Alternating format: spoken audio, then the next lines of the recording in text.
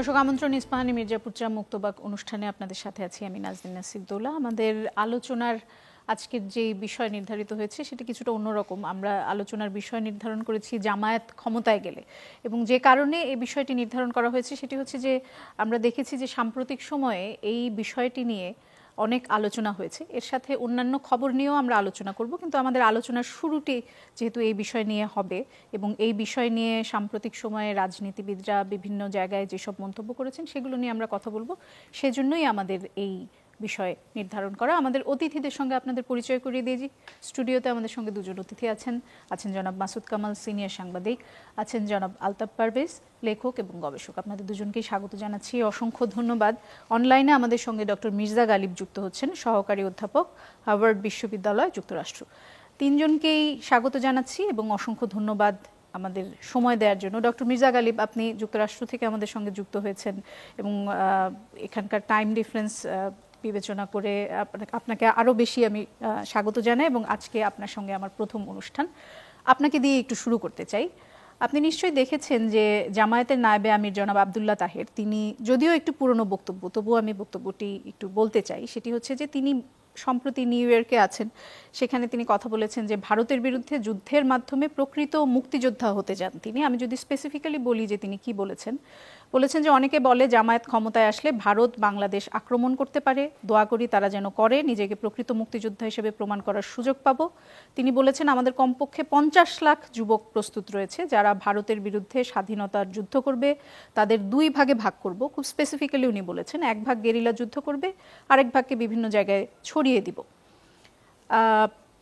এই বিষয়টি নিয়ে আসলে অনেকগুলো প্রশ্ন আপনার কাছে। একটি হচ্ছে যে প্রকৃত মুক্তিযুদ্ধ বলতে উনি আসলে কি বোঝাতে চেয়েছেন, যে ভারতের বিরুদ্ধে এখন যেই কল্পিত যুদ্ধের কথা উনি চিন্তা করছেন সেখানে যারা অংশগ্রহণ করবে সেটি প্রকৃত মুক্তিযুদ্ধ, আর 71 সালে যেটা হয়েছিল সেটি প্রকৃত ছিল না, সেরকম কিছু বলতে চেয়েছেন? আর দ্বিতীয় প্রশ্ন হচ্ছে যে 50 লাখ যুবক যে প্রস্তুত রয়েছে তিনি বলেছেন, এটি আসলে কিসের ভিত্তিতে বললেন, যদি একটু আমাদেরকে বলেন, যদি আপনার জানা থাকে। জি, ধন্যবাদ। প্রথমেই আপনাকে ধন্যবাদ জানাচ্ছি আমাকে ইনভাইট করার জন্য, এবং আজকের অনুষ্ঠান যারা দেখছেন দর্শকদেরকে শুভেচ্ছা জানাচ্ছি। দেখেন, জামাত ইসলামের নায়েবে আমির আবদুল্লাহ মোহাম্মদ তাহের ভাইয়ের যে বক্তব্য আপনি কোট করেছেন, আমি প্রথমে যেটি বলবো সেটা হলো রাজনীতিবিদরা তো অনেক কথা বলেন, এই কথার মধ্যে ধরেন প্রচুর রেটরিক থাকে, অনেক সময় বক্তব্য দিতে গিয়ে কিছু কথা বলেন, কিছু মিন করেন, কিছু করেন না। তো আমি রেটরিকে যাব না। আমি যদি রেটরিকে না যাই তাহলে ওনার বক্তব্যের মূল জায়গাতে যদি আমি যাই তাহলে আমি বলবো সেটা হচ্ছে যে ভারতের ব্যাপারে একটা কনসার্ন আছে জামাত ইসলামের দিক থেকে যদি আমি বলি, আবার একইভাবে ভারতের দিক থেকেও জামাত ইসলামের ব্যাপারে কনসার্ন আছে। এবং ভারতের দিক থেকে যে কনসার্ন আছে এটা আপনি অনেক জায়গা থেকে বুঝতে পারবেন। যেমন একেবারে সাম্প্রতিক সময়ে যদি আমরা দেখি যে ডাকসুতে যখন ছাত্র শিবিরের প্যানেল নির্বাচনে জয়লাভ করলো তখন ভারতের পলিটিশিয়ানরা নানান কথাবার্তা বলছে। ইভেন কংগ্রেসের পলিটিশিয়ান শশী থারুর উনিও হচ্ছে আপনার টুইট করছেন যে এখানে ছাত্র শিবির জিতছে, এইটার ব্যাপারে তারা কনসার্ন শো করছেন। তো ভারতের ব্যাপারে জামাত ইসলামের যেটা কনসার্ন, আমার দিক থেকে আমি যতটুকু অবজার্ভ করি, এই কনসার্নটা কিন্তু শুধু জামাত ইসলামের একার না, এই কনসার্নটা টোটাল বাংলাদেশের। এবং এই কনসার্নটা এই জায়গা থেকে আসে যে বিগত সময়ে আমরা আওয়ামী লীগের যে ফ্যাসিবাদী সরকার দেখলাম, সেই সরকারকে কিন্তু ভারতের পক্ষ থেকে সকল প্রকার সাহায্য সহযোগিতা করে টিকায় রাখা হয়েছিল। আমরা দেখেছি যে ভারতের সরকারের লোকেরা এখানে আসছে, তাদের পররাষ্ট্র সচিব একটা নির্বাচনের আগে আইসা দুতিয়ালি করছে যে এরশাদকে, জাতীয় পার্টিকে যেন নির্বাচনে নেওয়া যায়, এই নির্বাচনে সবাই না আসলেও তার লেজিটিমেসি প্রশ্নবিদ্ধ হবে না, এইরকম কথাবার্তা ওনারা বলছেন। তো আমি যখন বাংলাদেশের নাগরিক হিসাবে দেখি যে আমার আভ্যন্তরীণ রাজনৈতিক প্রক্রিয়ায় ভারত হস্তক্ষেপ করে, নগ্নভাবে হস্তক্ষেপ করে, এবং সেটা হস্তক্ষেপ করে এইখানকার সংখ্যাগরিষ্ঠ জনগণের মতামতের বিপক্ষে, তখন ভারতের ব্যাপারে আমার কনসার্ন তৈরি হয়। এই কনসার্ন আসছে হলো আপনার যখন আমার নদীর পানি ভারত ঠিক মতো দেয় না, সেখানে কনসার্ন আসছে। যখন আমার সীমান্তের লোক আপনার হত্যা করে, গুলি করে ফেলানির লাশ হচ্ছে আপনার কাটাতারে ঝুলায় রাখে, তখন আমার কনসার্ন আছে।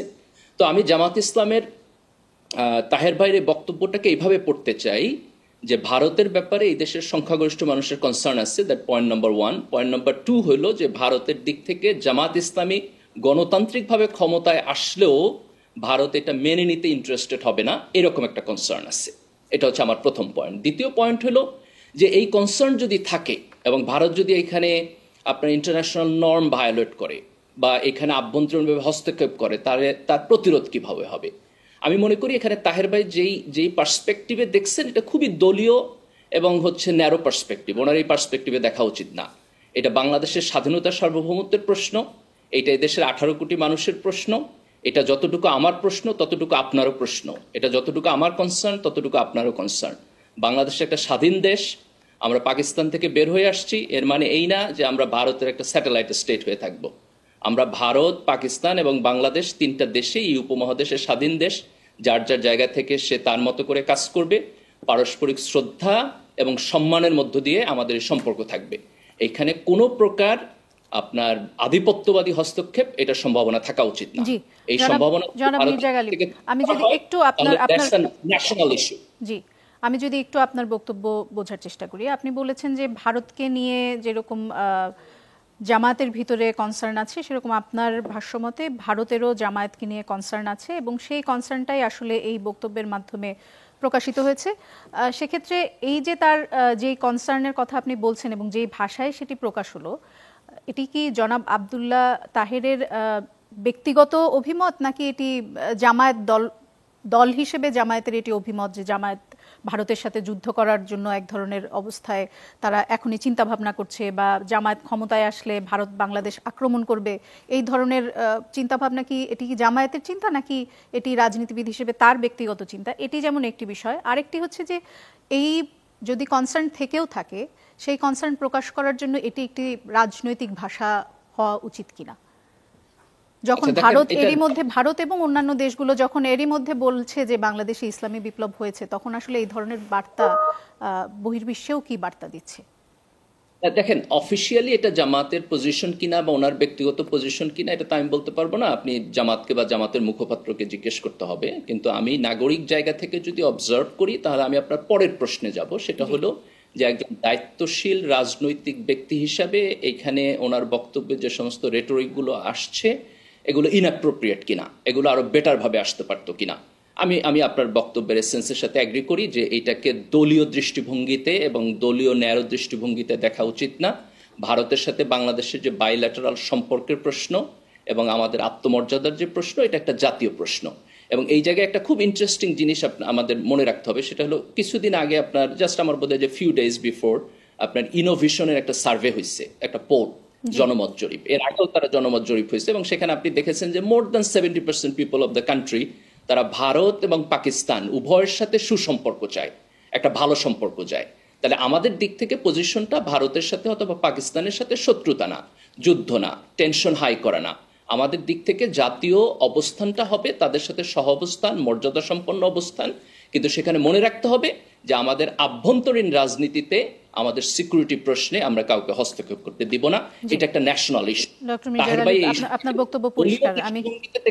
আমি এটাকে অ্যাপ্রোপ্রিয়েট মনে করি না। জি, জনাব আলতাফ পারভেজ, আপনার কাছে যেতে চাই। এই বক্তব্যকে আপনি কিভাবে দেখছেন? এবং আমি বুঝতে চাই যে যখন আসলে এবার আমরা খবরে দেখছিলাম যে দুর্গাপূজায় অসুর হিসেবে ভারতে ডক্টর মোহাম্মদ ইউনূসের মুর্শিদাবাদে, যদি আমি স্পেসিফিক্যালি বলি, সেখানে অসুরের মুখে ডক্টর ইউনূসের মুখ বসানো হয়েছে। আবার এদিকে আমাদের একজন রাজনীতিবিদ বলছেন যে তারা যদি ক্ষমতায় আসেন ভারত আক্রমণ করবে এবং 50 লাখ যুবক নাকি প্রস্তুত আছে যুদ্ধের জন্য। পুরো বিষয়টিকে আপনি কিভাবে দেখছেন? আসলে বাংলাদেশে এখন ভারত বিরোধী একটা জনমতের বাড়তি উত্থান আছে। আমি বলবো যে জামাতের নেতা ওই পপুলিস্ট একটা অবস্থান থেকে মন্তব্যটা করেছেন আর কি। ওই ধরনের রাজনীতিবিদরা যে ধরনের কথা বলেন, আমি এটা একটু অন্যভাবে দেখতে চাই। দেখুন, আমাদের দুটো দেশ আমাদের প্রতিবেশী, বার্মা এবং ভারত। ভারত বড় প্রতিবেশী, বার্মা ছোট প্রতিবেশী। আমাদের মুক্তিযুদ্ধের সময় ভারত এবং বার্মা আমাদের সঙ্গে ছিল। বার্মাও আমাদের অনেক আগে স্বীকৃতি দিয়েছে, বা সম্ভবত প্রথম 5টা দেশের একটাই ছিল। সেই সময় যুক্তরাষ্ট্র আমাদের মুক্তিযুদ্ধের বিরোধী ছিল এবং চীন 1975 সালে আমাদের স্বীকৃতি দিয়েছে, পাকিস্তান স্বীকৃতি দেওয়ার পরেও।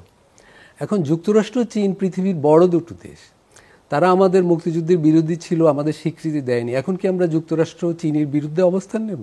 এ ধরনের পপুলিস্ট কথা বলবো? আসলে এগুলো আমি বলবো যে রাজনীতিবিদদের আরও দায়িত্বশীল কথা বলা উচিত, দেখুন, ভারতের সাথে আমাদের অনেক দ্বিপাক্ষিক সমস্যা আছে। ভারত গত 15 বছর অনেকগুলো অন্যায্য ভূমিকা রেখেছে আমাদের দেশের ব্যাপারে।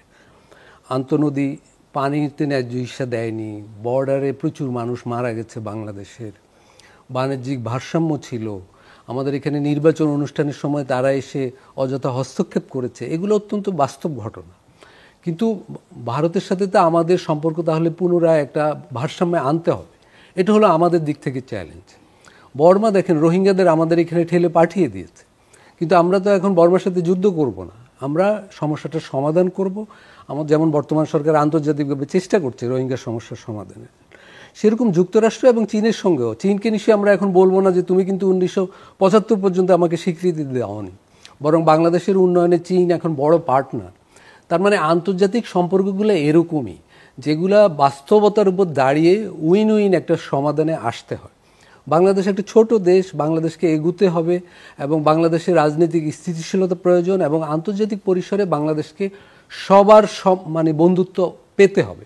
আমাদের সংবিধানেও রয়েছে, আমাদের পররাষ্ট্রনীতি হলো সবার সঙ্গে বন্ধুত্ব, কারোর সঙ্গে শত্রুতা নয়। জামাতের এই নেতা আমি যে বক্তব্য, এটা আমি বলবো অযথাই ভারতের সঙ্গে সম্পর্কটা আরও তিক্ত করা, যথেষ্ট তিক্ত হয়ে আছে এটা এখন। তবে উনি যে একটা জিনিস আমি বলবো, যে উনি যে যুদ্ধ করার প্রতিশ্রুতি দিয়েছেন, এইটা আমি একটু ইতিবাচকভাবে দেখতে চাই, এই অর্থে যে দেখুন, আমাদের জনপদে রাজনৈতিক যুদ্ধ এবং মুক্তিযুদ্ধের ব্যাপার ঘটেছে কবে কবে, 47-এ, 71-এ। 47-এও জামাত কিন্তু পাকিস্তান আন্দোলনের বিরোধী ছিল, তারা অংশ নেয়নি পাকিস্তান আন্দোলন। বাংলাদেশের মানুষ পাকিস্তান আন্দোলনের পক্ষে পুরো ভারতবর্ষের সবচেয়ে বড় ভূমিকা রেখেছে। জামাত সে সময় বিরোধী ছিল। মাওলানা মওদুদী জিন্নার বিপক্ষে বিপুল লিখেছেন, উনি জামাতের মূল তাত্ত্বিক। এবং 1971-এ জামাত শুধু বিরোধিতাই করেনি, পাকিস্তান সেনাবাহিনীর পক্ষে ছিল। তো এখন যদি জাতীয় প্রয়োজনে ভারতের সাথে যুদ্ধের প্রয়োজন হয়, জামাত বাংলাদেশের জনগণের হয়ে যুদ্ধ করবে, এইটা ওই অর্থে একটা নতুন প্রতিশ্রুতি, পজিটিভ দিকে। কিন্তু আমি বলবো এতে কিন্তু ভারতের সাথে অযথা সম্পর্ক খারাপই হবে। জি, জনাব মাসুদ কামাল, আপনার কাছে যেতে চাই। এখন যেহেতু সোশ্যাল মিডিয়ার যুগ, আমাদের কাছে আসলে যেই ইনফরমেশন আসার কথা না সেই ইনফরমেশনও চলে আসে, এবং তার এই বক্তব্যের পর, জনাব আবদুল্লাহ তাহিরের বক্তব্যের পর আমি দেখছিলাম যে একটি ক্লিপ এসেছে, যে ক্লিপে তিনি একজন সাংবাদিককে বলছেন, সাংবাদিক বা ইউটিউবার তাকে বলছেন যে আমি কি ভারতের বিপক্ষে একটু বেশি কড়া কথা বলে ফেললাম, এবং তখন সেই সাংবাদিক আবার তাকে বলছেন যে না স্যার, এখন সবাই ভারতের বিপক্ষে আছে বাংলাদেশে, এবং আপনার এই কথায় সবাই খুশি হবে। দেখেন, আপনি একটা কথা বলছেন, আপনাদের অনুষ্ঠানের শিরোনাম ওইটা, যদি জামাত ক্ষমতায় যায়, আমি ভাবছি আর কি, মানে ভিজুয়ালাইজ করার চেষ্টা করছি, যদি জামাত ক্ষমতায় যায়, ডক্টর আব্দুল্লাহ মোহাম্মদ তাহির কি হবেন? খুব গুরুত্বপূর্ণ একজন মন্ত্রী হবেন। তো উনি নিজে কি বলেছেন উনি নিজেই শিওর না, আরেকজনকে জিজ্ঞাসা করছেন যে আমি কি বেশি কিছু বলে ফেলেছি। মানে এই হলো ওনার বুদ্ধিমত্তার স্তর, যে উনি নিজেও জানেন না ওনার কি বলতে হবে। ভাই, আপনারা এখন ক্ষমতায় যাওয়ার স্বপ্ন দেখছেন, স্বপ্ন তো এমনি এমনি দেখেন না। ওনারা কি আগে নির্বাচনে কখনো দেখছে স্বপ্ন যে আমি এককভাবে ক্ষমতায় যাব? ভাবেনি তো কখনো। এইবার সে ধরনের ভাবনার জন্য ওনাদের বিবেচনায় একটা বাস্তবতা তৈরি হয়েছে। বাস্তবতা আদৌ আসে কি না আসে যায় না, বাট ওনারা মনে করছেন যে এবার ওনারা যেতে পারেন। তো সেই যখন বাস্তবতা, এর মধ্যে আপনারা কতটুকু প্রিপেয়ার্ড হয়েছেন সেই প্রস্তুতি কিন্তু ওনার কথাবার্তা আমি পাচ্ছি না। দেখেন, যুদ্ধ জিনিসটা আসলে কি বলেন তো? এটা কি মনস্তাত্ত্বিক যুদ্ধ? এটা কি বুদ্ধিভিত্তিক যুদ্ধ? 50 লাখ লোক কিনে আপনি বুদ্ধিভিত্তিক যুদ্ধ করবেন? তার মানে 50 লাখ লোক কিনে আপনি ফিজিক্যালি একটা ওয়ারে নামতে চান, তাদের হাতে আপনি কি ধরাই দিবেন? আপনার হাতে কি 50 লাখ রাইফেল আছে বাংলাদেশে? অন্য লাভ বাদ দেন, যে রাইফেল নাকি এখন যুদ্ধে ব্যবহৃতই হয় না, আছে রাইফেল, 50 লাখ রাইফেল, তুমি কি যুদ্ধ করবেন রে ভাই? এগুলো হলো ফানুস টাইপের আলাপ সালাপ আর কি, মানে হাস্যকর কথা, ছেলে মানুষই কথা। এগুলো বলে কিছু মানুষকে উত্তেজিত করা। আমরা যদি যুদ্ধের বিষয়টি যদি মানে সরিয়েও রাখতে চাই, ঢাকা সফররত ইউরোপীয় ইউনিয়নের নির্বাচন পর্যবেক্ষণ মিশনের উচ্চ পর্যায়ের একটি প্রতিনিধি দল জামায়াতে ইসলামের আমিরের সঙ্গে দেখা করেছেন, এবং তারা সরাসরি জানতে চেয়েছেন জামাত যদি আগামীতে রাষ্ট্রের ক্ষমতা পায়, রাষ্ট্রের দায়িত্ব পায়, তাদের মূল এজেন্ডা কি হবে। সেখানে তারা 3টি পয়েন্টের কথা উল্লেখ করেছেন জামাতের আমির।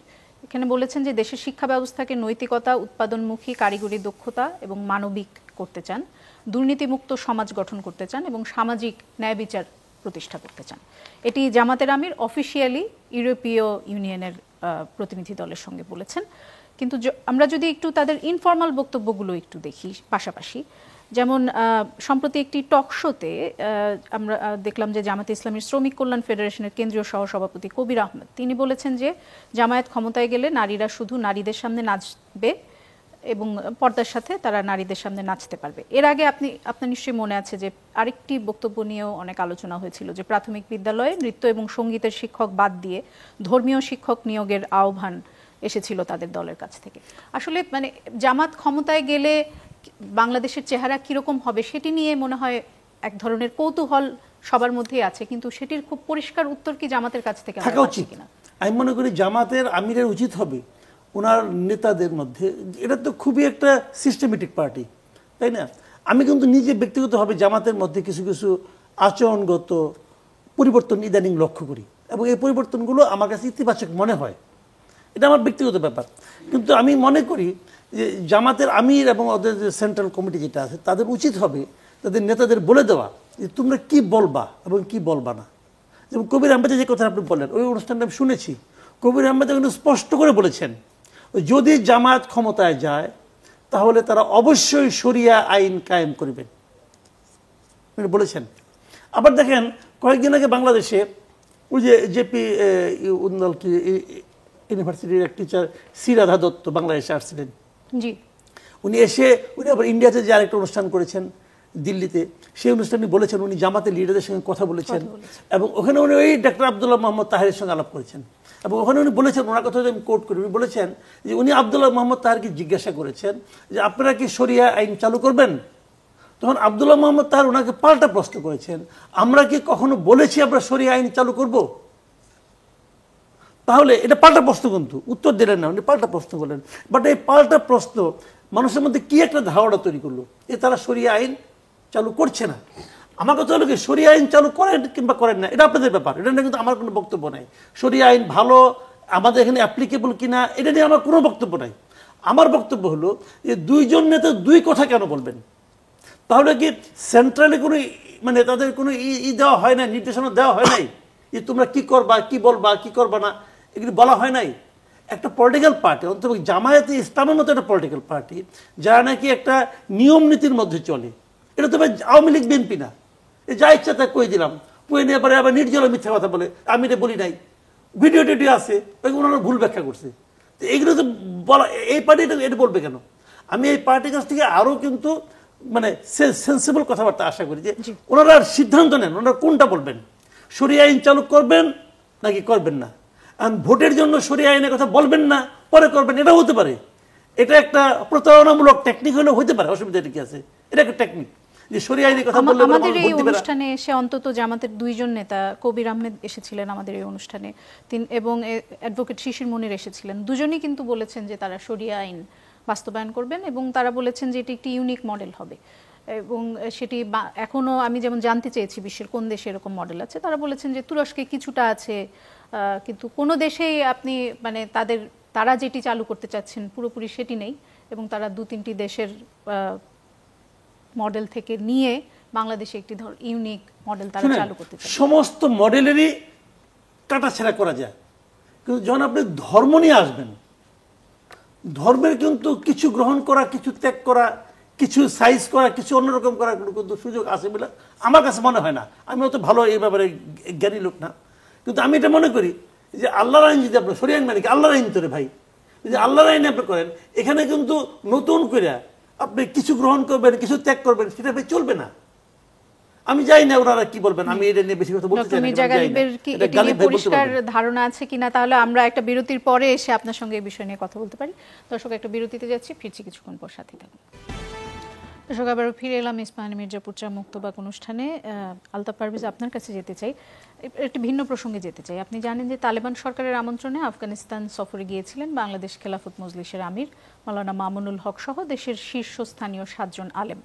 এবং প্রথম আলোর সঙ্গে এর পরে তিনি একটি সাক্ষাৎকার দিয়েছেন মাওলানা মামুনুল হক। সেখানে তিনি বলেছেন যে আজকের দুনিয়া যেটা মনে করে ইসলামী শিক্ষায় শিক্ষিতরা সমাজ রাষ্ট্র পরিচালনায় অক্ষম, আমরা সেখানে দেখলাম নিরেট মাদ্রাসা শিক্ষায় শিক্ষিতরাই সব মন্ত্রণালয় রাষ্ট্র পরিচালনা করছে, এতে আমাদের আত্মবিশ্বাস অনেক বাড়িয়ে দিয়েছে।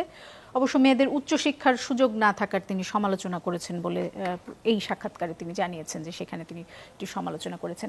এই যে আমাদের ধর্মভিত্তিক রাজনৈতিক দলগুলোর একজন নেতা এবং একজন শীর্ষস্থানীয় নেতা তিনি আফগানিস্তান সফরে গেলেন এবং তারপরে তিনি বললেন যে সেখানকার যেই পদ্ধতি, যেই শাসন পদ্ধতি সেটি দেখে তাদের আত্মবিশ্বাস বেড়ে গেছে। এটা থেকে আসলে আমরা কি বার্তা পাই? বা আপনার এই প্রশ্নের উত্তর আপনি আগে যেটা জিজ্ঞেস করলেন আমার সহ আলোচককে, যে জামাতের ক্ষমতায় আসলে কি হবে বা আজকের আলোচ্য বিষয়ের আলোকে উত্তর দিতে চাই। গণ অভ্যুত্থানের পরই আমাদের অনেক রাজনৈতিক দলের কাছে সংস্কারের একটা আকর্ষণীয় মডেল হয়ে গেছে মনে হচ্ছে আফগানিস্তান। আমরা বিশ্বের অন্য দেশগুলো বাদ দিয়ে আফগানিস্তানের দিকে বেশি মনোযোগী হয়ে পড়েছি। আপনি যেটা বললেন যে জামাত ইসলাম বলছে যে তাদের ফরমাল যে আমরা 3টি বিষয়ে গুরুত্ব দেব, শিক্ষা, সামাজিক ন্যায় বিচার এবং দুর্নীতি, এটা কিন্তু একটা পজিটিভ দিক। আমাদের এখানে আসলেই একটা দুর্নীতি বিরোধী রাজনীতিক সংস্কার উদ্যোগ দরকার, সামাজিক ন্যায় বিচারও জরুরি এবং শিক্ষার ক্ষেত্রেও সংস্কার দরকার। শিক্ষাকে আমাদের গুণগতভাবে অনেক উন্নত করা উচিত। কিন্তু মুশকিল হলো যে জামাত ইসলাম সম্পর্কে জনগণের অন্য কনসার্নগুলো আছে। রাজনৈতিক দল হিসেবে তারা ওইটা বলছে বটে, কিন্তু মানুষ ভাবছে যে জামাত আসলে এখানে শরিয়া শাসন হবে, যেটা আপনিও বললেন, অনেক জামাতের অনেক নেতা টকশোতে সেটা বলেছেন। এখন শরিয়া শাসন মানে একটা ধর্মভিত্তিক শাসন, ধর্মতান্ত্রিক রাষ্ট্র কাঠামো গড়ার ব্যাপার। তার মানে এখানে আমাদের সংবিধান যেটা বলছে বা আমাদের আইনি ব্যবস্থা যেটা বলছে তার একটা আমূল অদল বদল ঘটে যাবে। কারণ আমাদের এখনকার সংবিধান এবং আইনি ব্যবস্থার ভিত্তি হলো যে জনগণই সকল ক্ষমতার উৎস, কিন্তু শরিয়া শাসন সম্পূর্ণ ভিন্ন মত হবে, ভিন্ন ধরনের হবে। এবং আপনি যেটা বললেন আফগানিস্তানেও সেই ধরনের শাসনের ব্যাপার ঘটে গেছে। তো এখন আমরা কি ওই ধরনের যাব কি না সেটা জনগণের কাছে জামাত ইসলাম বলতে পারে এবং নিশ্চয়ই নির্বাচনে জনগণ সেইভাবে রায় দিবে। বাংলাদেশ যদি তার এখনকার সংবিধান, তার সমস্ত আইনি ব্যবস্থা আমূল বদল করে একটা ধর্মতান্ত্রিক রাষ্ট্রের দিকে যেতে চায়, শরিয়া ভিত্তিক রাষ্ট্রের দিকে যেতে চায়, সেই সিদ্ধান্ত নেওয়ার ক্ষমতা কিন্তু জনগণের। এখন যেই রাজনীতিবিদরা আফগানিস্তান গিয়েছেন তারা জনগণের কাছে তুলে ধরতে পারেন তাদের বক্তব্য, সেই অধিকার তাদের আছে। কিন্তু জনগণের দিক থেকে আমি দুই একটা কনসার্ন বলতে পারি। যেমন জামাত ইসলামের কিন্তু তাত্ত্বিক হলেন মাওলানা মওদুদী, উনি কিন্তু নারীদের বিষয়ে, সংখ্যালঘুদের বিষয়ে সুনির্দিষ্ট বলে গেছেন যে ওনারা ক্ষমতায় আসলে এই যে ধরনের রাষ্ট্র হবে সেখানে নারীদের কি ধরনের মর্যাদা হবে, নারীরা নেতৃত্বে আসতে পারবে না, সংখ্যালঘুরা জিম্মি হবে, সংখ্যালঘুদের আলাদা কর দিতে হবে থাকার জন্যে। ফলে এই ব্যাপারগুলো কিন্তু জনসমাজে ভাবনা আকারে আছে। ফলে যেই রাজনীতিবিদরা বলছেন যে আফগানিস্তান হবে আমাদের মডেল রাষ্ট্র, সেগুলো তার মানে এখানে শরিয়া ভিত্তিক ওইরকম রাষ্ট্রের কথাই তারা ভাবছে। তার মানে তিনি এটাও বলেছেন যে বাংলাদেশের 70 থেকে 80% মানুষ শরিয়া শাসন চায়। এটি একটি ঐকমত্য কমিশন থেকে জরিপ চালানো হয়েছিল এবং সেই জরিপের ফলাফল এইটা আমি অবশ্যই এটা ভিন্নমত পোষণ করি। বাংলাদেশের মানুষ কি চায়, আমরা জনগণের নামে বিভিন্ন দল বিভিন্ন কথা বলে, জনগণ কি চায় সেটা একটা সুষ্ঠু নির্বাচন হলেই কেবল আমরা জানতে পারবো। এবং জনগণের কাছেই সবগুলো রাজনৈতিক দলের যাওয়া উচিত এবং খুলে বলা উচিত। মানে আমি বলছি আমাদের এখানে যে গুপ্ত সংস্কৃতি সেইটা যেন না হয়। একটা রাজনৈতিক দল সত্যিকার অর্থে কি চায় জনগণের সামনে সেটাই তুলে ধরা উচিত, নির্বাচনী ম্যানিফেস্টোতে সেটাই থাকা উচিত এবং সেই অনুযায়ী জনগণের সিদ্ধান্ত নেওয়ার সুযোগ দেওয়া উচিত। সেদিকে কি আমরা এগোচ্ছি? আমি এখানে মনে করি যে আমরা বলছি একটা, করছি একটা। দেখুন, আওয়ামী লীগ যখন 15 বছর আগে নির্বাচনে অংশ নিয়েছিল তারা কিন্তু 15 বছর যা করেছে সেটা বলেনি, তারা অন্য কিছু বলে ম্যানিফেস্টোতে ছিল, ম্যানিফেস্টোর পরে ধারে কাছেও যায়নি। এবং 91 পরে 3 জোটের রূপরেখার আলোকে যখন নির্বাচন হচ্ছিল সবাই বলেছিল 3 জোটের রূপরেখা আমরা বাস্তবায়ন করব, কিন্তু কোনো দল সেটা করেনি। এবং দেখুন 24-এর গণ অভ্যুত্থানের পরেও আজকে এই যে বললেন আপনি আফগানিস্তান, শরিয়া আইন, এগুলো কিন্তু 24-এর গণ অভ্যুত্থানের কোনো এজেন্ডা ছিল না। গণ অভ্যুত্থান হয়েছে বৈষম্য কমানোর জন্য, শ্রমিক, কৃষক, নারী, মানে যারা বৈষম্যের শিকার সমাজে তাদের ভাগ্য পরিবর্তনের জন্য। কিন্তু এখন কৃষকের, শ্রমিকের, দলিতের, সংখ্যালঘুর, নারীর ভাগ্য পরিবর্তনের কোনো আলাপ আলোচনা জাতীয় ঐক্যমত কমিশনে, রাজনৈতিক দলগুলোর আলোচনায়, টকশোতে একদম নেই, শূন্য। এখন আলোচনা চলে গেছে আফগানিস্তানে, আলোচনা চলে গেছে ভারতের সাথে যুদ্ধ করা, আলোচনা চলে গেছে শরিয়া আইন হবে কি হবে না। সম্পূর্ণ আমি বলবো যে 24-এর অভ্যুত্থান থেকে আমরা 100% 360 ডিগ্রি ঘুরে গেছি এবং যে রাজনৈতিক দলগুলো পুরো এজেন্ডাগুলো বদল করে ফেলেছে। এইটা 24-এর অভ্যুত্থানের সাথে 1 বছরের ভিতরে একটা বিশ্বাসঘাতকতা ঘটে গেছে। জি, মাসুদ কামাল, আপনার কাছে যেতে চাই। আপনি নিশ্চয়ই দেখেছেন যে সাংবাদিক মেহেদী হাসান প্রধান উপদেষ্টা ডক্টর মোহাম্মদ ইউনূসের একটি সাক্ষাৎকার নিয়েছেন। সেখানে ডক্টর ইউনূসকে তিনি জিজ্ঞেস করেছেন যে অভ্যুত্থানের পর নেপালের নেতা 6 মাসে নির্বাচনের কথা বললেন, তাহলে বাংলাদেশে কেন নির্বাচন হতে 18 মাস সময় লাগছে?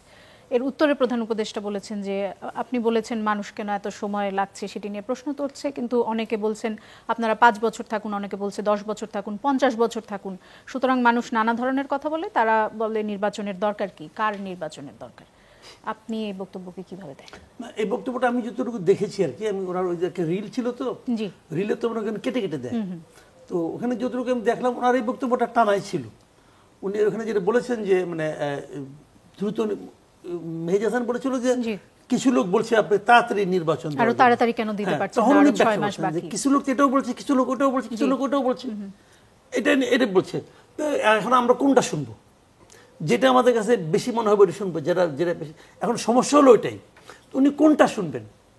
দেখেন, একটা বদ্ধ ঘরের মধ্যে ধরেন আপনি এখানে বসে আছেন, আমরা 3 জন আপনার সঙ্গে কথা বলতেছি, আপনি কিন্তু আমাদের 3 জনের কথাই শুনবেন, কিন্তু বাইরে যে 30 জন লোক চিৎকার করছে ওটা কিন্তু আপনার কান পর্যন্ত আসবে না, কারণ ঘরটা সাউন্ড প্রুফ।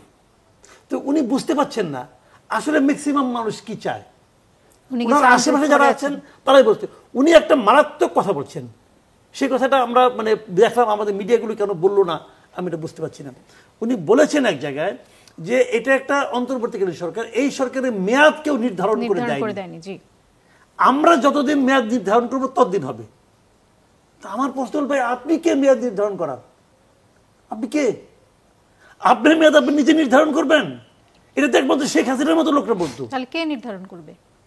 কে নির্ধারণ? জনগণ নির্ধারণ করবে। উনি এই কথা বলবেনই না, শুনেন, উনি এই কথা বলবেনই না, এই কথা উনি বলতেই পারেন না যে আমি নির্ধারণ করবো আমার মেয়াদ কতদিন হবে, এটা উনি বলতেই পারেন না। তাও কি উনি তো বলছেন যে তাও প্রায় 1 বছর 2 মাসের মাথায় এসে বসানো হয়েছে, তাহলে তো কিছুটা এজেন্সি ওনার। আচ্ছা, যদি উনি বলেই থাকেন যে স্টুডেন্টরা ওনার বসাচ্ছে, কোন স্টুডেন্টরা?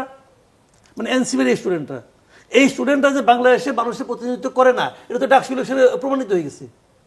যেদিন ডাকসু ইলেকশন হয়ে গেল, রেজাল্ট বেরোর পর কি বাংলাদেশের মানুষের প্রতিনিধিত্ব করে জামায়াত? কে? আমি তা বলছি না। উনি যদি ওইটা বলেন, যদি এনসিপি প্রতিনিধিত্ব না করে, যদি এনসিপি প্রতিনিধিত্ব করে, যদি এনসিপি প্রতিনিধিত্ব করে, আমি বলি জামায়াত প্রতিনিধিত্ব না, আমি এটা বিকল্প এটা না। আমি তো বলি না যে এটা, আমি বলছি যে উনি যদি বলে কেন যে এনসিপি ওনাকে বসিয়েছে, এনসিপির ছাত্ররা ওনাকে বসিয়েছে, সেই ছাত্রদের অবস্থান পুরো জাতির কাছে কোথায়? সেটা তো ডাকসু নির্বাচন, জাহাঙ্গীরনগর নির্বাচনে প্রমাণ হয়ে গেছে যে আসলে এদের সঙ্গে তো কেউ নাই। তখন যেটা হয়েছিল যে তারা এমন একজন ব্যক্তি, যেমন ডক্টর ইউনূস যখন ক্ষমতায় আসলো, ওনার প্রতি আমারও প্রচন্ড আস্থা ছিল। আমি মনে করতাম যে উনি একটা ভালো মানুষ, ভালো কিছু করতে পারবেন, বুদ্ধিমান মানুষ। কিন্তু যেদিন উনি প্রথম ওনার ক্যাবিনেট ঘোষণা করলেন আইসে নিয়ে, ওই সময় আমি হতাশ হয়ে গেছি যে ওই লোকগুলিকে আমি চিনি, এই লোকগুলিতে উনি কিছু করতে পারবেন না। তখন আমার ওনার প্রতি ভরসা ছিল যে উনি হয়তো এই 1-2 মাসের মধ্যে কিছু লোক সাফল করবেন, চেঞ্জ করবেন, যোগ্য লোকগুলিকে নিয়ে আসবেন। তো উনি তা করলেন না, উনি এটাকে একটা মানে খেলা মনে করলেন। মানে এরকম নন সিরিয়াস গভর্নমেন্ট আমি আমার জীবনে কোথাও দেখিও নাই, শুনিও নাই। উনি মনে করেন খেলা। একজন চিফ অ্যাডভাইজার, মানে প্রধান নির্বাহী রাষ্ট্রের, উনি একটা ইন্টারভিউতে বলতেছেন যে আমরা তো এই জগতের লোক না, দেখি কি করতে পারি। ভাই, এটা কি ট্রায়াল অ্যান্ড এররের বেসিসে কি আপনি দেশ চালাবেন? এটা কি হয়? আপনি বিমানে উঠছেন, উঠানে বিমান ভর্তি যাত্রী, আপনি বলেন কোনো সমস্যা নাই, আমি কখনো চালাই নাই, কিন্তু আমার আন্তরিকতা আছে, দেখি কি হয়। হবে ওই বিমানে আপনি উঠবেন? এটা হইল রে ভাই, এটা কোনো সেন্সিবল স্টেটমেন্ট হয়? উনি যেটা বলেছেন, এবং তারপরে যখন বলছে যে আপনার অন্য অন্য যারা আছে তারা ভুল করে না, ওই কি তারা তো করবে, আমি তো কিছু জানি না। ওই বিমানে আমি উঠবো না জনাব কামাল, কিন্তু যদি আমি ওই বিমানে থাকি আর মাঝপথে যদি সেখানে পাইলট কোনো কারণে মৃত্যুবরণ করেছেন, অজ্ঞান হয়ে গেছেন, কিছু একটা করেছেন এবং গিয়ে কারো দায়িত্ব নিতে হয়েছে, তখন যদি সে বলে যে আমি চেষ্টা করব, তাহলে তো তখন যখন দেখবেন যে বলে আমার আর তো চয়েস। ওকে ফাইন, খুব ভালো কথা বলছেন আপনি। যাত্রীদের মাঝখানে একজন যাবে ওখানে, এখন একজন বলতেছে আমি এটা জীবনে চালাই নাই, জীবনে জানি না, আমারে চান্স দেন। আপনি দিবেন তাকে চান্স? উনি তো চান্স চাননি, ওনাকে ওনাকে তো বসাইছে, যারা বসাইছে তারা ভুল করছে, প্রমাণিত। এবং তাদের কোনো গ্রহণযোগ্যতা না। আন্দোলনটা করছে দেশের জনগণ, কথা ভাই পরিষ্কার, আন্দোলন করছে দেশের জনগণ। ওই সময় আইসানের শেফ এরা বলছে যে আমরা করছি, কেউ প্রতিবাদ করে নাই। ওই যে আপনার চার্লি চ্যাপলিনের মডার্ন টাইম দেখছিলেন, জেলখানা থেকে বেরিয়েছিল চার্লি চ্যাপলিন, একটা মিছিল যাচ্ছিল, এই মিছিলের সামনে একটা ট্রাক দিয়ে যখন মাল নিয়ে যায়, ট্রাকের পেছনে একটা ফ্ল্যাগ থাকে, লাল ফ্ল্যাগ, ওই ট্রাকের ফ্ল্যাগটা পড়ে গেছে। পড়ে যাওয়ার পর চার্লি চ্যাপলিন ট্রাকের ফ্ল্যাগটা নিয়ে ওদের যাচ্ছে যে ফ্ল্যাগটা তোমার নিয়ে যাও, পড়ে গেছে। আর পেছনে মিছিল, পুলিশ মনে করছে সেই বোধহয় লিডার, তারা ধরে নিয়ে গেছে। এখন এরা ওই ফ্ল্যাগটা ধরছিল, লিডার হয়ে গেছে। এই কাহিনীগুলো লাভ নেই। এই ইন্টারভিউতে আরেকটি প্রশ্নের জবাবে প্রধান উপদেষ্টা বলেছেন যে আওয়ামী লীগকে সরকার নিষিদ্ধ করেনি, স্থগিত করা হয়নি নিবন্ধন, তাই যে কোনো সময় দলটির কার্যক্রম আবার সচল হতে পারে। আপাতত নির্বাচনের প্রতিদ্বন্দ্বিতা আওয়ামী লীগ করতে পারবে না, এটি পরিষ্কার করেছেন তিনি। এটা উনি ক্লিয়ার করেন নাই, এটা উনি বড় এনে এত কথার প্যাচ মারছেন। উনি প্রথম বলতেছেন যে আওয়ামী লীগকে নিষিদ্ধ করা হয়নি, স্থগিত করা হয়েছে, তার পলিটিক্যাল অ্যাক্টিভিটি স্থগিত করা, একদম সত্য কথা। আসলে তো নিষিদ্ধ করা হয় নাই, তার পলিটিক্যাল অ্যাক্টিভিটি স্থগিত করা হয়েছে। তো একটা পলিটিক্যাল পার্টি যদি পলিটিক্যাল অ্যাক্টিভিটি স্থগিত করে, তাহলে তার থাকে নাকি? থাকে নাকি? আমি মানুষ, আমাকে বললেন তোমার আমি মানবো না, কিন্তু তোমার মানবিক কার্যক্রম বন্ধ রাখতে হবে। মানুষ যা করে তা তুমি কিছুই করতে পারবো না, তাহলে আমি কি হবো? বলবেন তুমি কোমায় থাকো, আমি কোমায় থাকতে পারবো না, কারণ কোমায় যে থাকে সে কিন্তু নিঃশ্বাস নেয়, আমি তো ওটা করতে পারবো না, তাহলে তো মৃত ভার্চুয়ালি। তো উনি যখন এটা বলেন, কথার মার পেয়েছে এখানে।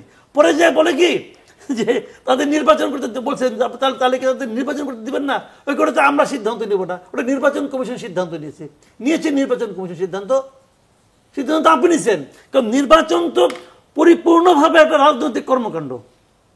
আপনি যখন বলেন তুমি রাজনৈতিক কর্মকাণ্ড করতে পারবে না, তখন তো আপনি তাকে নির্বাচন নিষিদ্ধ করেই দিলেন। তো ওইটা আপনি আবার নির্বাচন কমিশনের উপর চাপান কেন? ভাই এখানে কথার মারপেচ দিয়ে উনি কিছুটা বোঝানোর চেষ্টা করছেন। উনি হয়তো ওইখান থেকে বেরিয়ে আসতে পারছেন, কিন্তু জনগণ কিন্তু প্রত্যেকটা কথা বিশ্লেষণ করবে এবং করছে অলরেডি। এবং যারা বাইরের লোক তারা তো মুখের উপর কিছু বলে না, তারা মনে মনে হাসছে। এটাই হয়েছে ঘটনাটা। আমি একটু ডক্টর মির্জা গালিবের কাছে যেতে চাই। ডক্টর মির্জা গালিব, আপনার কাছে একটি অন্য প্রসঙ্গে আমি একটি প্রশ্ন জিজ্ঞেস করতে চাই। সেটি হচ্ছে যে রংপুরের জাহাজ কোম্পানির মার্কেটের ব্যবসায়ী ফারুক আহমেদ, তিনি ইনকিলাবকে একটি সাক্ষাৎকার দিয়েছেন এবং সেখানে বলেছেন যে, সাক্ষাৎকার দেননি, একটা খবরের মধ্যে তিনি তার এই বক্তব্য এসেছে, সেটি হচ্ছে যে অভ্যুত্থানের পর রংপুরে আওয়ামী লীগ নেতাদের বিরুদ্ধে থানায় মামলা করেছে বিএনপি, আর তখন দিশেহারা মন্ত্রী এমপিদের পালাতে সহায়তা করেছে জামায়াত নেতারা। হাসিনার শাসনামলের শেষের কয়েক বছর জামায়াতের স্থানীয় নেতারা নানাভাবে আওয়ামী লীগ নেতাদের সাথে সম্পর্ক গড়ে ব্যবসা বাণিজ্য করেছেন। জাতীয় পার্টি নির্বাচন করতে পারলে আওয়ামী লীগের কর্মী সমর্থকদের ভোট লাঙলে যাবে, আর জাতীয় পার্টি যদি নিষিদ্ধ হয় তাহলে আওয়ামী লীগের বেশিরভাগ ভোট যাবে দাঁড়িপাল্লায়। এজন্যই জামাত এখন এনসিপির সাথে জাতীয় পার্টি নিষিদ্ধের আন্দোলন করছে। আপনার বক্তব্য জানতে চাই। দেখেন, প্রথম কথা হলো, এটা জাতীয় পার্টির কেউ যদি বলে তাহলে তার ক্রেডিবিলিটির আপনার কোশ্চেন করতে হবে। জাতীয় পার্টি আসলে কি রাজনীতি করে? এটি একজন ব্যবসায়ী বলেছেন, জাতীয় পার্টির কেউ বলেননি। বলেছেন যে জাতীয় পার্টি যদি আওয়ামী লীগ নিষিদ্ধ হয় তাহলে আওয়ামী লীগের ভোট যাবে জাতীয় পার্টিতে, আর জাতীয় পার্টি যদি নিষিদ্ধ হয় তাহলে আওয়ামী লীগের এই যে ভোট সেগুলো সব দাঁড়িপাল্লায় যাবে। আমার কাছে এটা মনে হয় না যে, দেখেন, আমার কাছে এটা মনে হয় না কেন, বিগত 15-16 বছরে যদি আপনি আওয়ামী লীগের রাজনীতি দেখেন, তাহলে তাদের রাজনীতি সবচাইতে বেশি অত্যাচার এবং নির্যাতন যাদের উপরে করেছে তারা হলো জামাত ইসলামী।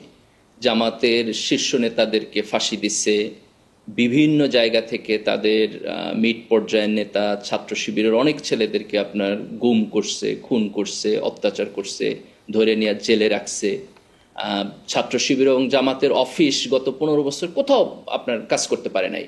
আপনি তাদের কেন্দ্রীয় অফিসে কেউ থাকতে পারে নাই, ছাত্র শিবিরের কেন্দ্রীয় অফিসে কেউ থাকতে পারে নাই, বিভিন্ন বিশ্ববিদ্যালয় ক্যাম্পাসে তারা হচ্ছে শিবির হিসাবে থাকতে পারে নাই। তো এই যে একটা কনফ্লিক্টিং সিচুয়েশনের মধ্য দিয়ে গেছে, সেই জায়গা থেকে কোনোভাবেই আপনি এটা বলার কোনো সুযোগ নাই যে আওয়ামী লীগের সাথে বিএনপির যতখানি কনফ্লিক্টিং অ্যাটিটিউড, জামাতের সাথে কনফ্লিক্টিং অ্যাটিটিউডটা তার চাইতে কম। এটা আমি কোনোভাবেই দেখি না যে কোনো প্যারামিটারে আপনি এটা মাপতে পারবেন। এখন প্রশ্নটা হলো, পরিবর্তিত পরিস্থিতিতে আমরা যদি বুঝতে চাই যে আওয়ামী লীগের ভোট কোথায় যাবে, তাহলে আমি মনে করি যে আপনি যদি আওয়ামী লীগকে নির্বাচনে, আওয়ামী লীগ যদি নিষিদ্ধ থাকে, এখন যেভাবে নিষিদ্ধ আছে, এবং সে যদি নির্বাচনে আসতে না পারে, তাহলে খুব অল্প সংখ্যক একটা পার্সেন্টেজ পাবেন যারা হয়তো ভোট দিবে না। এটা 2-4-5% লোক হবে আমাদের টোটাল পপুলেশনের। আর বাকিরা তাদের লোকাল ইন্টারেস্টের উপর ভিত্তি করে তাদের ভোটিং প্যাটার্ন চেঞ্জ হবে। লোকাল ইন্টারেস্টটা কেমন, সে দেখবে যে তার এলাকায় এমপি নির্বাচনে কে দাঁড়াইছে, এ যদি জিতে তাহলে তার লাভ হবে কিনা, সে একটু সিকিউর থাকবে কিনা, এই এমপি নির্বাচিত হয়ে আসলে তার অর্থ সম্পদ, ব্যবসা বাণিজ্য এগুলোর উপর হস্তক্ষেপ হবে কিনা, সে এলাকায় যাইতে পারবে কিনা। এইভাবে আপনি ভিন্ন ভিন্ন নির্বাচনী এলাকায় আপনি একেবারে কমপ্লিটলি ডিফারেন্ট প্যাটার্ন দেখবেন, যে ভিন্ন জায়গায় লোকেরা ভিন্নভাবে ডিসিশন নিচ্ছে, এবং সারা বাংলাদেশে আওয়ামী লীগের বাকি ভোট আপনার রিঅর্গানাইজ হয়ে যাবে। কোথাও তারা বিএনপিকে ভোট দিবে, কোথাও তারা জামাত ইসলামকে ভোট দিবে, কোথাও তারা এনসিপিকে ভোট দিবে, কোথাও তারা অন্যান্য পার্টিকে ভোট দিবে। এবং এই ভোটটা যে রিঅর্গানাইজ হবে তার একটা ম্যানিফেস্টেশন আপনি দেখেন ডাকসু নির্বাচনে।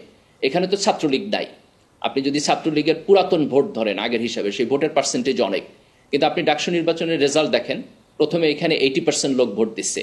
এটা মোরললেস যে কোনো নির্বাচনে আপনার হাইয়েস্ট যেগুলো আসে, যে 80%-এর উপরে, মানে খুবই টার্ন আউট বেটার, খুবই ভালো টার্ন আউট হয়েছে। তো 80% লোক ভোট দিচ্ছে, এবং সেই ভোট আপনার ছাত্র শিবিরের প্যানেল, ছাত্র দলের প্যানেল এবং অন্যান্য স্বতন্ত্র প্যানেল এর মধ্যে ভাগযোগ হয়ে গেছে। তা আমি মনে করি জাতীয় নির্বাচনে আপনি এক্স্যাক্টলি এই সেম সিনারিওটা দেখবেন, যে আওয়ামী লীগের একক ভোট আর থাকবে না, এটা বিভিন্ন জায়গায় ভাগযোগ হয়ে যাবে, খুব সম্ভবত 4-5% ভোট তাদের থাকতে পারে। জি, জনাব আলতাফ পারভেজ, এই বিষয়ে কি আপনি কিছু যোগ করতে চান?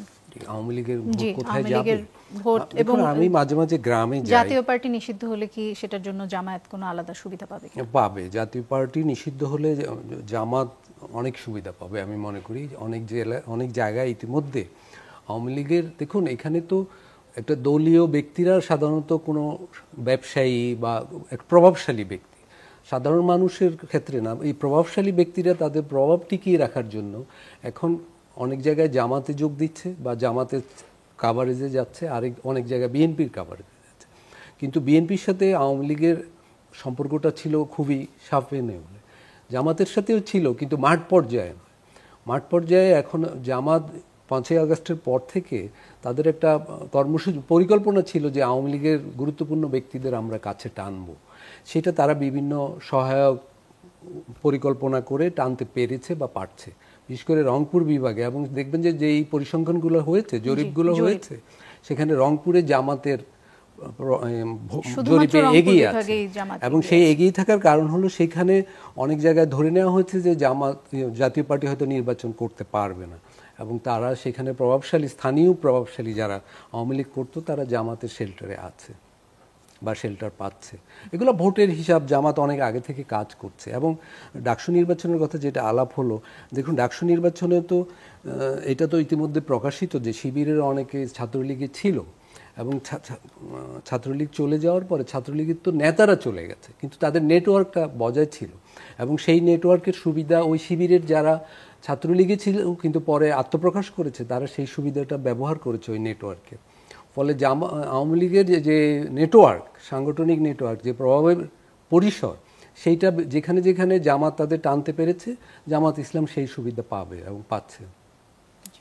মাসুদ কামাল, আপনার কাছে যেতে চাই। আপনি দেখেছেন নিশ্চয়ই আজকে একটি খবরে যে জুলাই সনদের আইনি ভিত্তি পিআর সহ 5 দফা দাবিতে দ্বিতীয় দফায় যুগপৎ আন্দোলনের কর্মসূচির ঘোষণা দিয়েছে ধর্মভিত্তিক 3টি দল, জামাতে ইসলামী, খেলাফত মজলিস এবং ইসলামী আন্দোলন। আপনি এই ঘোষণাকে কিভাবে দেখছেন সেটি জানতে চাই। আর সেই সাথে আপনি নিশ্চয়ই দেখেছেন যে প্রধান উপদেষ্টা তো জাতিসংঘে তার ভাষণে ফেব্রুয়ারিতে নির্বাচনের কথা বলেছেন। আমরা ধরে নিতে পারি যে ফেব্রুয়ারিতে নির্বাচন হচ্ছে। ডাকসু জাকসুতে এর মধ্যেই ছাত্রদল শোচনীয় ফলাফল করেছে। জামাতে ইসলামী দলগুলোকে নিয়ে এক ধরনের নির্বাচনী জোট করার পথে এগুচ্ছে, কিছুটা হলেও তাদের অগ্রগতি হয়েছে। সব মিলিয়ে জামাত এখন মনে হচ্ছে যে খুব শক্তিশালী একটা অবস্থায় আছে এবং ক্ষমতার বেশ কাছাকাছি তারা অবস্থান করছে এরকম মনে হচ্ছে। সেই হিসেবে বিএনপি কি কিছুটা পিছিয়ে আছে কিনা, এবং এই অবস্থায়ও বিএনপির ভারপ্রাপ্ত চেয়ারম্যান যে দেশে ফিরছেন না, সেই বিষয়টিকে আসলে আপনি কিভাবে দেখেন, বা এটার পিছনে কি কারণ থাকতে পারে বলে মনে হয়? ভোটের রাজনীতিতে একটা জিনিস আর সাংগঠনিক রাজনীতি আরেকটা জিনিস। ভোট কিন্তু সবসময় কিন্তু মনে করেন একটা কোন দলের কি ম্যানিফেস্টো, কোন দল কি করবে না করবে, এটা দেখে কিন্তু মানুষ ভোট দেয় না। বাংলাদেশে ভোট অনেক সময় কিন্তু হুজুগে হয়ে যায়, একটা হুজুগ উঠে পাবলিক যে ভোট দিয়ে আসে। বাংলাদেশের রাজনীতিতে ভোটের অনেকগুলি আপনার নিয়ামক কাজ করে, এলাকায় কাজ করে, এলাকার প্রভাব প্রতিপত্তি কাজ করে, যেটা আলতাফ ভাই বললেন খুব ইম্পর্টেন্ট। কিন্তু যে অনেক জায়গায় যে যার প্রভাব নাকি জাতীয় রাজনীতির প্রভাব কিন্তু ডাকসুতে পড়ছে, এটা কিভাবে পড়ছে সেটা আমি বলি আপনাকে। ছাত্রলীগের যে ভোটগুলো সেগুলো কেন গেছে জামাতের কাছে গেছে, এগুলো এই ছাত্রলীগ যারা করে বেসিক্যালি এরা সবাই কিন্তু পারিবারিকভাবে করে, ম্যাক্সিমাম 80% পারিবারিকভাবে করে। বাবা আওয়ামী লীগ করে, ভাই যুবলীগ করে এরা। তো ওই প্রত্যেকটা অঞ্চলে উপজেলা পর্যায় পর্যন্ত আওয়ামী লীগের লোকজনের বিরুদ্ধে সবার বিরুদ্ধে মোটামুটি এখন মামলা আছে, এবং এই মামলাগুলোর 95% মামলার বাদী হলো বিএনপির লোকজন। কোথাও জামাতের লোকজনকে বাদী পাবেন না আপনি। তো যার কারণে আমার বাবা ভাই বাড়িতে থাকতে পারে না, তাদেরকে তো আমি ভোট দিব না। এটা কিন্তু এই হিসাবটা দিয়ে এখানে কাজ করছে কিন্তু। এবং আলতাফ ভাই যে একটা কথা বললেন, এটা অনেকে বিশ্বাস করে না, কিন্তু আসলেই জামাতের লোকজন অনেক আওয়ামী লীগের এরকম ব্যবসায়ীকে শেল্টার দিছে। হয়তো ব্যবসা প্রতিষ্ঠান জবরদখল হয়ে যাচ্ছে, ওরা যে শেল্টার দিছে, এরকম অনেক ঘটনা কিন্তু আছে। তো এই জায়গায় জামাত করেছে কি, রাজনৈতিকভাবে অগ্রসর হয়ে গেছে, তারা পলিটিক্যালি কিন্তু অগ্রসর হয়ে গেছে। কিন্তু তারপরও বাংলাদেশে অনেক দিন ধরেই কিন্তু মানে মার্কা হিসাবে ভোট দেওয়ার সময় মার্কা হিসাবে নৌকা এবং ধানের শীষের বিপরীতে দাঁড়িপাল্লা এখনো অতটা জনপ্রিয় হয় নাই। এটা হয় নাই ভাই। কিসের ভিত্তিতে বলছেন? হ্যাঁ, কিসের ভিত্তিতে বলছেন? এটা আমার অভিজ্ঞতার ভিত্তিতে বলতেছি। আমি অনেক জায়গায় দেখছি বাংলাদেশে এটা তো হয় ভাই, তুমি বাবা লোক ভালো, মার্কাটা ভালো আনতে পারলা না, এরকম বলে। তুমি লোক ভালো কিন্তু তোমার তো মার্কাটা ভালো হয় নাই। এরকম লোক বাংলাদেশে অনেক আছে, তার জ্ঞান গরিমা নিয়ে আমি আপনি হাসি ঠাট্টা করতে পারি, কিন্তু তার ভোট আর আমার ভোট তো সমান না। তার ভোটটাকে গুরুত্ব দিতে হবে আপনার। এই জন্য হুজুগের একটা ব্যাপার আছে। তারপরও আমি মনে করি রাজনৈতিকভাবে জামাত অনেক অগ্রসর হয়েছে। রাজনৈতিকভাবে জামাত যে অগ্রসর হয়েছে এই জিনিসটাকে বিএনপি আসলে খেয়ালই করে নাই। বিএনপি কেন যেন ধরেই নিছে আমি তো জিততে আছি। এবং এমনও হতে পারে কিন্তু এই খরগোশ আর কচ্ছপের যে দৌড়, এটা কিন্তু শুরুতে এরকমই কিন্তু মনে হয়েছিল, এটা মধ্যে খরগোশ আর কচ্ছপের দৌড় হচ্ছে। এখন কি হবে সামনে নির্বাচনের রেজাল্ট হওয়ার পর বুঝবেন আপনি। বিএনপি কিন্তু এখন আমি বিএনপির মধ্যে সেই চেতনাটা দেখি না, সেই চিন্তাটা দেখি না। এখন চেতনা আলাপ বাদ দেন, এখন চিন্তার সময় বিএনপিকে চিন্তা করতে হবে যে আমি কার সঙ্গে ফাইট করতে যাচ্ছি, যার সঙ্গে ফাইট করতে যাচ্ছি। শুনেন, গত 15 বছর জামাতকে আওয়ামী লীগ প্রায় নিষিদ্ধের মতো করে রাখছিল না, এটা করে জামাতকে উপকার করে দিয়েছে। এই কারণে জামাত ধীরে ধীরে সংগঠিত হয়েছে। জামাত মানে আগে জামাত মেয়েদের ভোট পেত না, এই 15 বছর আমার মনে হয় তাদের সমস্ত শ্রমের 75% শ্রম তারা মেয়েদের মধ্যে দিছে। কারণ আমাদের সংসারে তো মেয়েটা আছে দু একটা, আমি তো কিছু খবর টোর পাই। গ্রামের মেয়েদের মধ্যে তারা যে পরিশ্রমটা করছে, যে শ্রমটা দিচ্ছে, তারা তাদের পলিটিক্সে নিয়ে গেছে। কিন্তু গ্রামের মেয়েদের এটাকে জানেন, হিসাবটাই জানেন, তারা তো অত কিছু বোঝে না পলিটিক্স। তারা বোঝে আমারে কে দাম দিল, আমারে কে গুরুত্ব দিল, আমার কাছে কে আসলো। আর জামাত তো যায় যখন কোথাও কাজ করতে, তারা যে কি বলে, তাতে বলে ভাই আসেন নামাজ পড়ি। এখন আপনি এটা যে আপত্তিটা কি করো, তাদের ট্যাকটিকটা তো ভালো, এটা ভালো মন্দ না, কিন্তু আলাপ করেছে মানুষের মধ্যে প্রভাব বিস্তারকারী কিন্তু। তো সেইখানে তারা যে কাজটা এই 15 বছরে করছে, যেটা তাদের আওয়ামী লীগ সুযোগ করে দিয়েছে, তাদের মিছিল মিটিং করতে হয় নাই, জনসভার হ্যাসেল করতে হয় নাই, তারা গোপনে মানে নির্বিঘ্নে ওই কাজটা তারা। বিএনপির ভারপ্রাপ্ত চেয়ারম্যান যে বিদেশে, এটার জন্য কি বিএনপি? এটা নিয়ে ভাই আমি অনেকবার বলছি, এটা নিয়ে আমি চূড়ান্ত রকম হতাশ। আমি কেন হতাশ সেটা বলি আপনাকে। উনি কেন আসেন না এই বিষয়ে, উনি নিজে এবং ওনার দল কোনো একটা কথা অফিসিয়ালি বলে না। বলুক একটা কথা যে আমি এই করে না আসি না, কারণটা ওনারা বলেছেন যে তফসিল ঘোষণা হলে আসবেন। আর কখনো আসবেন আমি জানতে চাচ্ছি না, কেন আসছেন না? কেন আসছেন না উনি বলুক যে আমি এই কারণে আসছি না। এই কথাটা তার দলের কোন একজন লোক যখন না বলে, তখন কি হয়, তখন মানুষ নানা রকম জল্পনা কল্পনা করে, নানা রকম অর্থ নিজেরা বের করার চেষ্টা করে। যখন আমি বের করি, আমি তো আমার মতো করে বের করি, আমি আমার মতো করে ভাবি, এবং এর কোনো একটা ভাবনা ওনার পক্ষে যায় না, এই দলের পক্ষে যায় না। যে দলের লিডার আমার সামনে নাই, যে দলের লিডার আমার দেশে নাই, 1 বছর হয়ে গেল, সেই দলকে আমি ভালোবাসবো কেন রে ভাই? জোর করে ভালোবাসবো নাকি? আমি একটু ডক্টর মির্জা গালিবের কাছে যেতে চাই, একেবারে শেষে চলে এসেছি।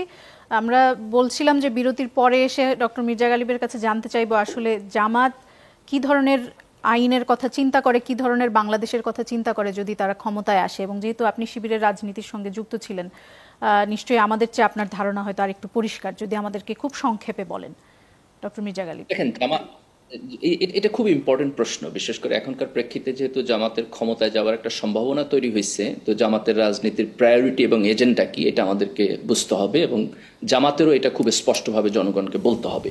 তো এখানে দুইটা প্যারামিটার থেকে আপনি জামাতের রাজনীতিকে বোঝার চেষ্টা করতে পারবেন। একটা প্যারামিটার হলো জামাত ইসলামী রাজনীতি করে, এবং দ্বিতীয়ত হলো জামাত একটা গণতান্ত্রিক ফ্রেমওয়ার্কের মধ্যে রাজনীতি করে। তো যখন সে গণতান্ত্রিক ফ্রেমওয়ার্কের মধ্যে রাজনীতি করে, তখন সে রেভলিউশনারি কিছু করবে না, আগামীকাল সকালবেলা আয়সা সবকিছু পরিবর্তন করে দিবে, এই রেভলিউশনারি রাজনীতি সে করবে না। সে তার ধীরে ধীরে একটা ধারাবাহিকতার মধ্যে দিয়ে রাজনীতি করবে। এবং দ্বিতীয়ত হলো, এই ধারাবাহিকতার প্রত্যেকটা পর্যায়ে সে জনগণের সাথে আলাপ আলোচনা করে তাদের কনসেন্ট নিয়ে একটা গণতান্ত্রিক ফ্রেমওয়ার্কের মধ্যে ধারায় রাজনীতি করবে। তো এই কারণে আমি মনে করি যে জামাতের রাজনীতির ব্যাপারে যেই আশঙ্কাগুলো আমাদের আছে, এই আশঙ্কাগুলো থাকাটা খুব ভ্যালিড। প্রশ্ন আসতেছে, কিন্তু আমি মনে করি এটা খুব ভয়ের কিছু নাই, কারণ জামাত লম্বা সময়ে বাংলাদেশে গণতান্ত্রিক প্রসেসের মধ্যে অপারেট করতেছে, জনগণের সাথে ইন্টারাক্ট করতেছে, এবং সামনের দিনেও তারা জনগণের সাথে ইন্টারাক্ট করেই এই দেশে রাজনীতি করবে। জি, অসংখ্য ধন্যবাদ আপনাদের তিনজনকেই। দর্শক, আমাদের আজকের অনুষ্ঠান এখানেই শেষ করছি। আগামীকাল রাত 11:30টায় আবারও কথা হবে নতুন কোনো বিষয় নিয়ে।